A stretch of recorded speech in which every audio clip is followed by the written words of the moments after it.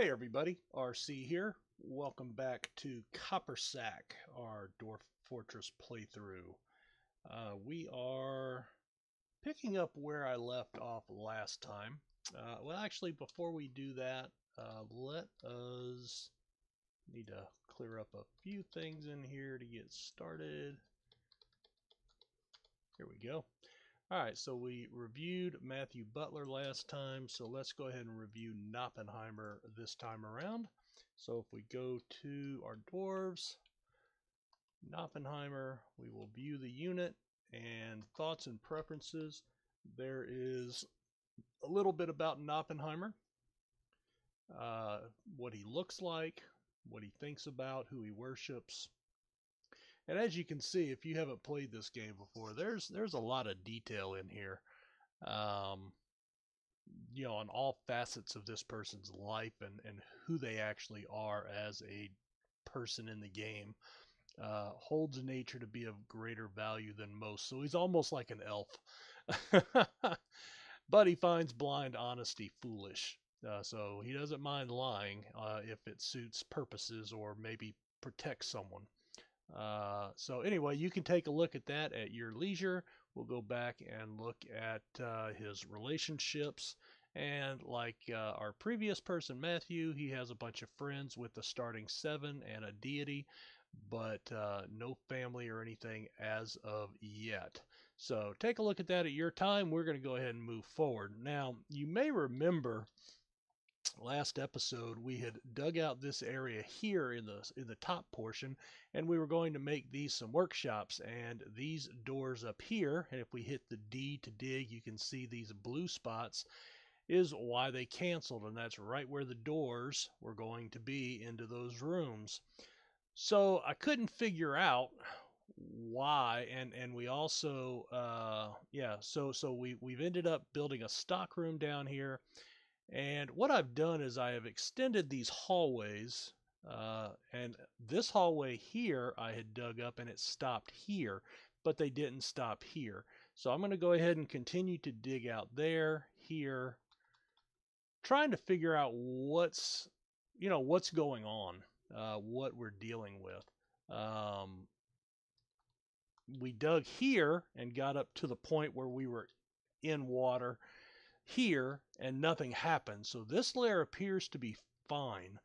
So that means, what that has to mean is there's water above us, above this level here. So there's water somewhere up here, but it's not, you can see it's not coming from the river. So it's a secondary water source, which has to be something underground. Now the problem is with that, and I'm only going on what I can see right now, we don't hit the caverns until the next level down, and there was no water here. So if we're just hitting the caverns here and going down from there, and there's no water in sight, then I'm at a loss to why we're hitting water up in this area. So I've just added on some exploratory shafts. Again, if they hit water, they will stop, just like they did here, until I order them to punch through. But I can't afford to punch through until I know what's exactly on the other side, because if there happens to actually be water on this level, on the other side of this wall, and I punch through there, then the water floods my entire fortress and the game's over. So we have to take caution for that. So that's kind of where we're at right now. So I'm going to unpause the game. Maybe. There we go. And we're going to have the miners start digging out. I do need to get some other shops up and running, but right now, this is a priority. Now the problem, okay, so he's hit water there. All right, so he has hit whetstone here. All right, so let's see what he can do here.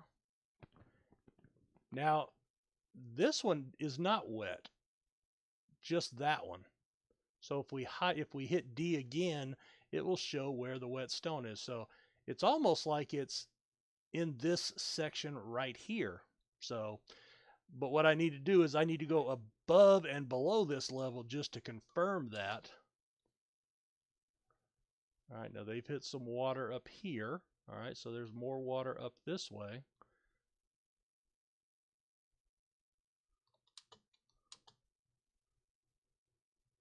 All right. So we've hit solid water here, but not in this one spot or these two spots. So I could actually come through this way, it looks like, which is confusing as heck. All right, we've hit solid water there. All right, well, I do have another hallway here started out. And let's see what they find here. Well, we have nobody active. Let's go just kind of take a look around. So we've got our drawbridges done. We have our levers in place and hooked up to mechanisms to close the bridges if we need to. I do want to get some doors out here real quick, because these are going to be my primary means of stopping anyone for the time being. All right, and I am going to put, I need more mechanisms. All right, so let's go back to our shops. Where are my shops? All right, so hold on. All right, so they've stopped here. All right, now there's no water there.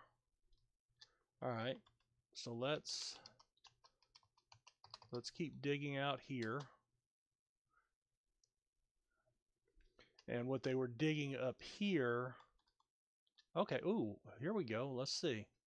All right, so we found another cavern. Now this, remember, we dug down and we found this cavern on this level. Now all we could see initially was down here. So now this portion has shown up, and it goes, well, it goes down to, okay, so there is no cavern on this layer. There was only this one layer separating two separate caverns. Okay, that's interesting. I don't know that I've ever seen them that close. All right, so this is the Z level the water's on. And just like at the surface, anything that we try to dig into here will in fact be filled with water, under that water. Now you can dig here safely, but it will stop every time they hit a wet spot, and then you'll have to redesignate that. So what that means that I can do is I can actually come back and reopen these rooms. Now once they will stop once they find whetstone as a warning, but now I can override that and they will punch through there. Now if they hit whetstone in the room itself, they'll stop again. But right now, because it appears there is no water on this level, it's just wetness from the floor above, that I can clean out these two rooms. And that's just where I want the workshops. It'll be a pain in the butt, although it's small, so it won't be horrible, but it'll take a little while to dig these rooms out. All right, now let's check real quick. Anytime you come into a new cavern, always go check your others. So we do have a giant olm down here. So we do have a couple of those, it look like. And one over here. All right, now we did punch through here, and now you notice no water started coming in. Well, that's because the water's here. Okay, and if you click on it, it will tell you that there is water, 7 out of 7 on that level.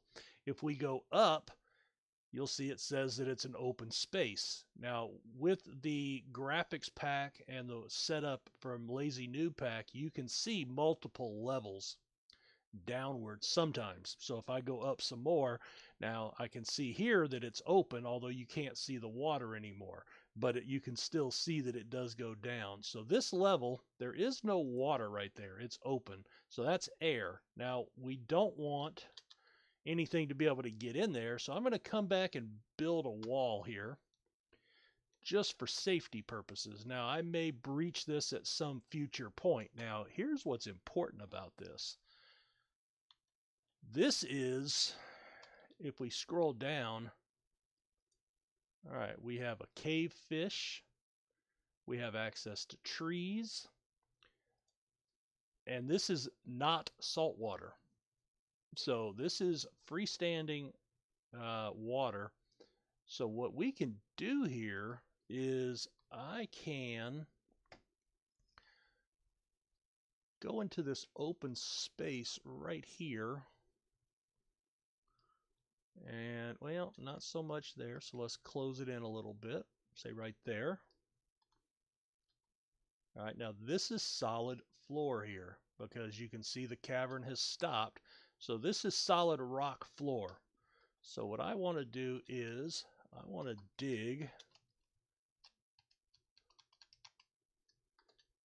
there. Okay. And I want to come down and I want to dig from the stairs. And we will do that. Now, how do I want to do this?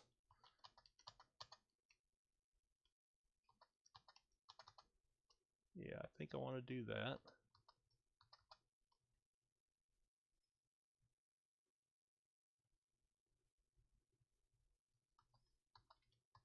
I don't particularly like that, but because, you know, they'll have to go around in either direction, but that's okay.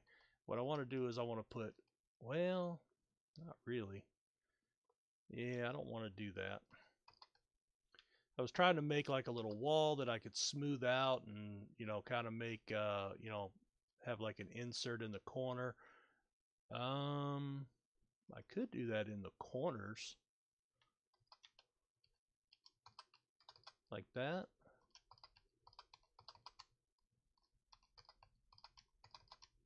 Maybe.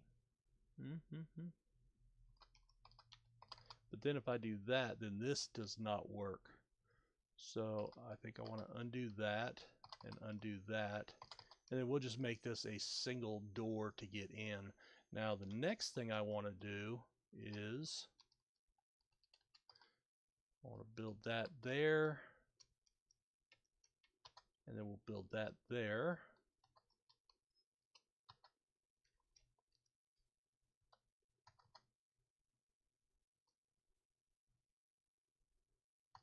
There. And there. All right. So let's see what that does. This is going to be our, well, okay, you can see he's coming, he's dug out the door, nothing happened, but that has water as well. So we are going to have to dig that out. And this will be a process. See how that stopped? So we'll have to channel that out as well.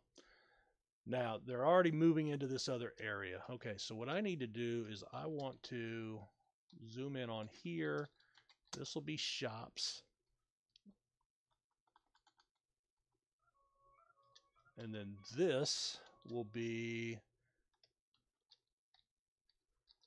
wells and hospital. Okay. Oh, you know what I need to do here? I need to come into here. I need to turn on my workflow. There we go.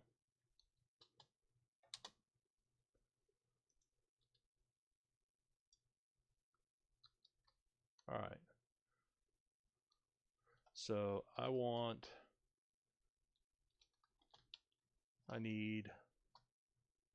I think I made a few. Let's make a few more rock slabs. I know I made a couple of tables, but I want to make 2 more. And then I can make a couple of traction benches. That'll work out real well. All right, so we've gotten our doors out here. Right, let's see. Wood cages. I want 10 of those. And yeah, we've got mechanisms set up.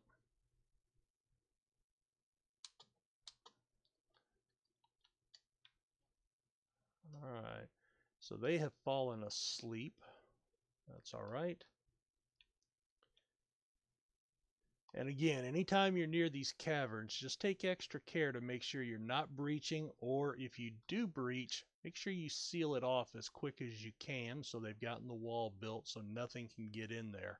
And that just works for safety. Now, what would be interesting is on this side, we might dig this out, and then we can put a wall here, and we can build a wall out like this, and then we can build a drawbridge. Now, keeping in mind this does go up, we would have to come in from the top level, also dig out here, and then roof this over, and then close this off to make sure that was impassable. But then we would have an access with, say, 2 drawbridges for safety to get out into that cavern if we so desire.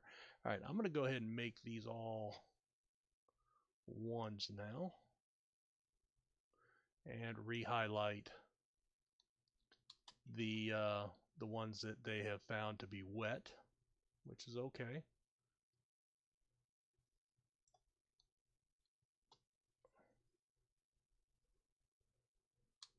And there is a thing that you can do to keep it from pausing, and they'll just skip it. Now it will still stop and unmark the stone, and you'll have to come back. So basically it works as unpausing it while they're still digging.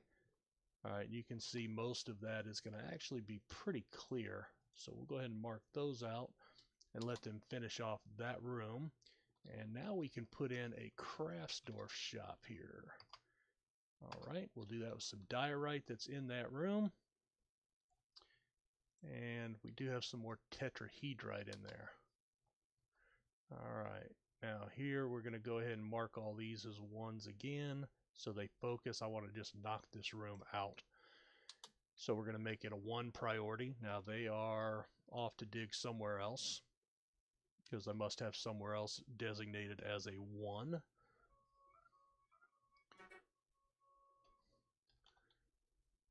Q traction. Can I get at least 1? We'll try to get at least 1 traction bench.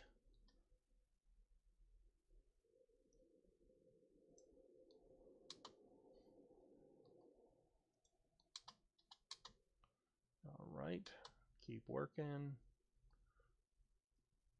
Next level.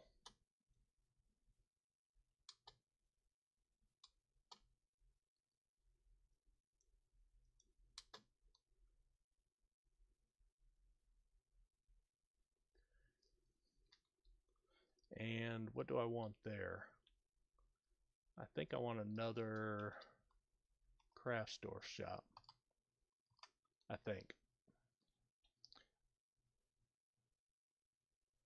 All right, so I want to put some doors in here, so I'm going to go ahead and use planning mode just to get these all in. We gave these exit doors so they can cut through and get to the stockroom quicker. I don't need doors on the stock rooms. All right, if we go down here, all right, I want to smooth this room here.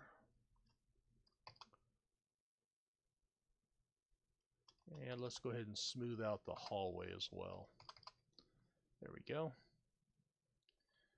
Now, we haven't done any smoothing yet, so I want to make sure, and I don't. I do have 2 people that are over 50, which means they're pretty good. So we'll go ahead and mark those guys.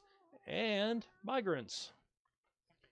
All right, now, here's the issue with the migrants. Remember, we talked about the river blocking off half of the map. And then we have the waterfall blocking off this lower half. Now, it appears you can try to get across here. However, as we've seen with some of the kiwis and turkey hens and turkey gobblers that have fallen to their death, that may not be the best idea. In fact, I think I'm going to end up building, I think I mentioned in the last episode, a little single wide bridge here that will snake around a little bit and put traps on it so any goblins or anything that try to get across there may fall. They may get out, but we'll see. Let's see. So we have a new arrival, and let's go to that person. All right, so they're over here. So they're on the good side, so that's fine. So we're going to unpause. Those guys should start coming in, and sure enough, there they come. I see a couple of kids, some animals. There's a yak, and that appears to be the last one. So let's go ahead and pause. I'm going to open up my list of cast members, and I'm going to open up my Dwarf Therapist. We're going to sort by migration wave. So these are our first 7, and this gives you your count. 7 adults, no children, no babies. We're going to read, and now we have 12 adults, 1 child. Only the adults show here if you set that up. There are some settings that you can do in the options to show babies. And again, there's no right or wrong way to do this. This is just a way I do it, because I like to do it this way.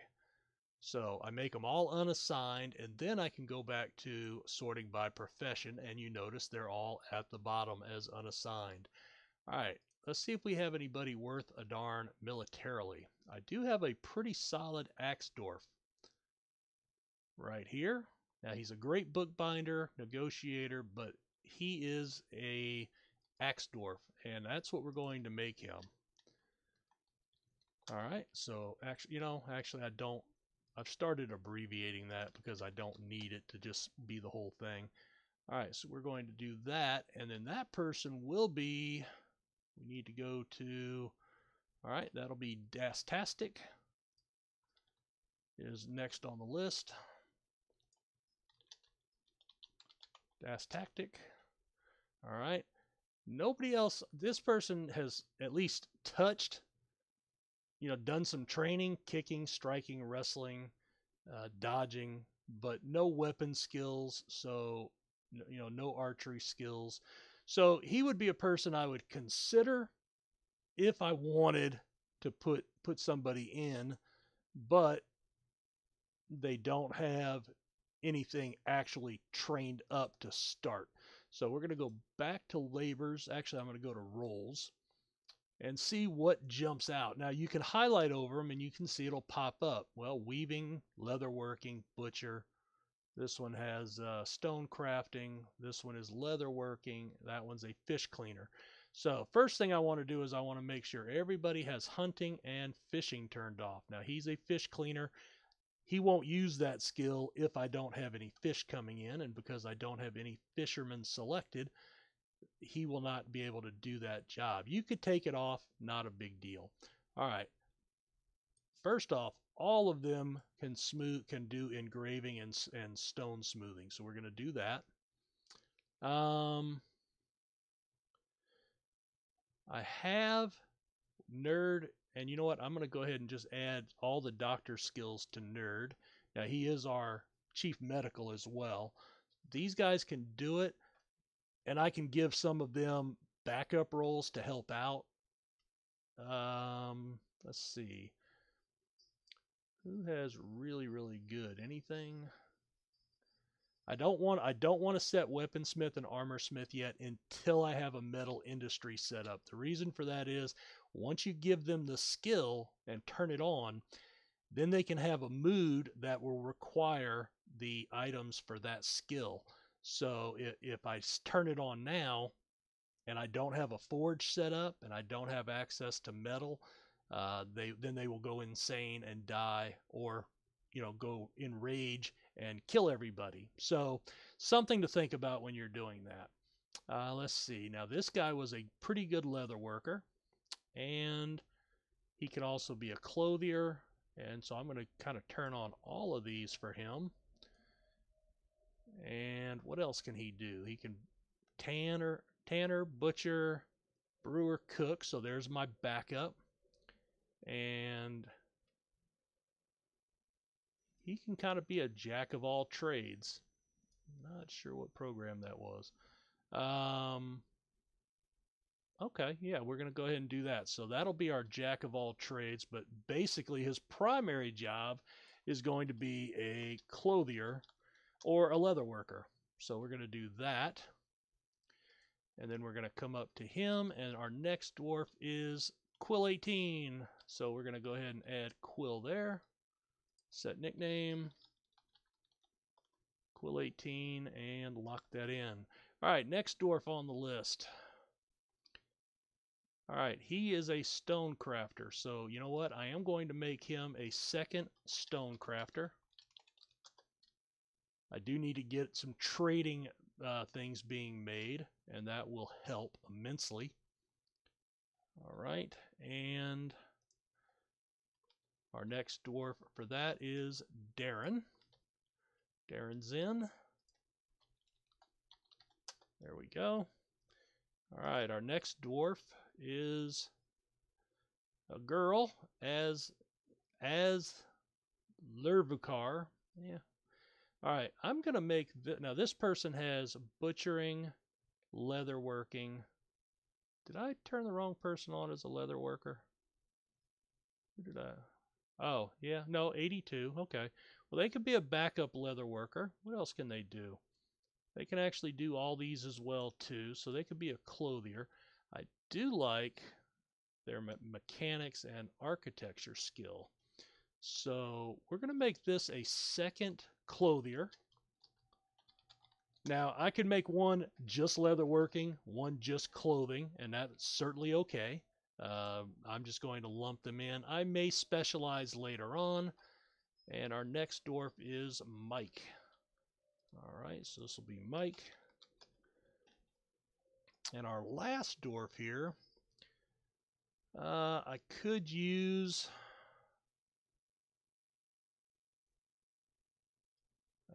another mason. Could do that. Can also use some more mechanic help down there. I don't need any more clothiers or anything. Actually, you know, I'm going to make this person a jeweler as well. Well, yeah, that'll be a second job for him. Primary job is going to be a mason, so we can get another mason shop up and running, because that shop in particular makes a lot of stuff. All right, and our next dwarf there is Myril. All right, let's save that. And that will be Myril. Okay, so there's our dwarves. You can kind of see how I've sorted them out and why. And we've got a lot more going on. We have a few more people to help out, 5 more people to help out around the fortress. So what I need to do is come down to the shop, and I am going to... Where do I want to put these? I think I want to put them on the other side. And I want to kind of stay away from that water if I can. So I can actually go up and look now. So everything's north of that hallway, which is good. All right, so...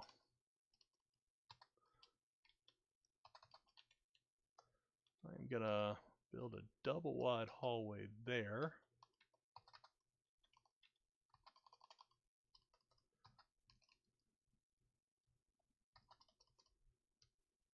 Now I am blocking the stairs off in this direction, and that's okay. I'm not going to lose any sleep over that. Although, what I could do is